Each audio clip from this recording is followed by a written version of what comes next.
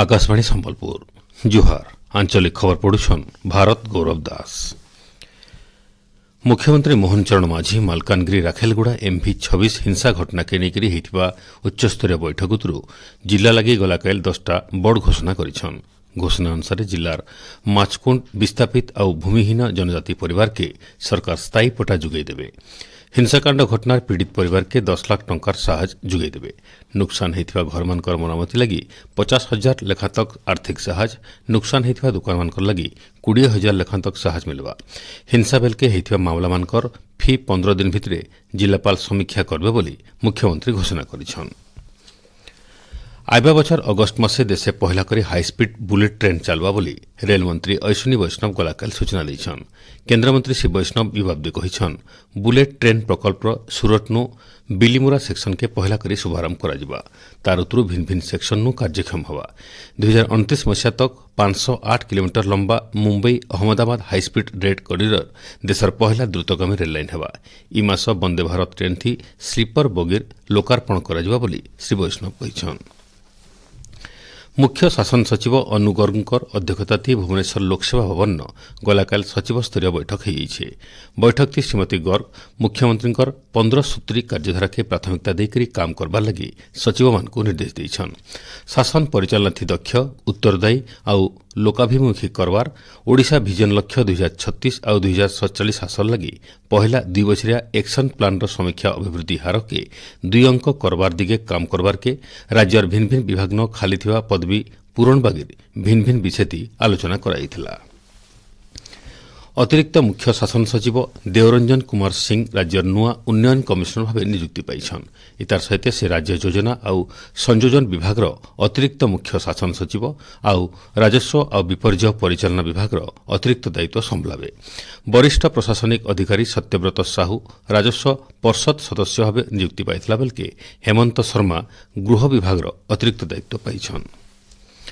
राज्य पर्यटन विभाग और जंगल परिवेश और जलवायु परिवर्तन विभाग तरफ आइबा 6 नु 8 तारीख तक जातीय चिलिका पक्षी महोत्सव आयोजन कराजिबा। संरक्षण भित्तिक पर्यटन स्थायित्व और गोष्ठी भागीदारी दिगे राज्यर प्रतिबद्धता के सुनिश्चित करबार लगी चिलिका हृदन ई महोत्सव आयोजन कराउछे। महोत्सव के भुवनेश्वर लोकसेवा भवन परिसर न उपमुख्यमंत्री प्रभाती परिड़ा जंगल और परिवेश मंत्री गणेश राम सिंह खुंटिया उद्घाटन करबे। आघर मुख्यमंत्री डॉक्टर हरेकृष्ण महताबकर श्राद्धवार्षिकी अवसर आज तांकु राज्यवासी श्रद्धांजलि जनाउछन। ई अवसर विधानसभा परिसर नथिबा तांकर प्रतिमूर्ति थी मुख्यमंत्री मोहन चरण माझी बाचस्पति सुरमा पाढ़ी मंत्रिमंडल सदस्य विधायक और अलगा अतिथि माने श्रद्धांजलि जनाबार कार्यक्रम रही। उच्च माध्यमिक शिक्षा परिषद परिचालित युक्त 2 प्राक्टिकल परीक्षा आज मूल होछि। परीक्षा जनवरी 15 तारीख तक चलबा। विज्ञान कला वाणिज्य और धंदामूलक शिक्षा प्राक्टिकल परीक्षा हवा। इथि 2,35,000 नु अधिक छात्र छात्री परीक्षा देबे बोली परिषद तरफ सूचना दियाइछे। छात्र छात्री माने एतकर ऑनलाइन जरिए युक्त 2 प्रोफेशनल माइग्रेशन और नकली सर्टिफिकेट पाई परबे। इथि लगी सेमानकु आउ उच्च माध्यमिक शिक्षा परिषद मुख्यालय के जिबार के नहीं पड़े। ऑनलाइन थी सबु प्रकार फॉर्म मिली पारबा। राज्यर अंतर्देशीय जलपथ न यात्रा करुवा यात्री मानकर निरापद यात्रा लगी राज्य सरकार 2004 मसीहा बेल के ओडिशा बोट रूल आनिथिले।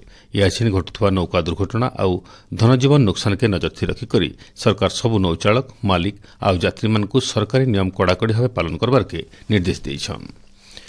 सुवर्णपुर सुरेश्वरी मंदिर परिसर न जातीय पारंपरिक लोकनृत्य और गीतर महापर्व पयदी तिहार 2026 उद्घाटित होइछे। 3 दिनिया महोत्सव के जिलापाल डॉक्टर नृपराज साहू उद्घाटन करिछन।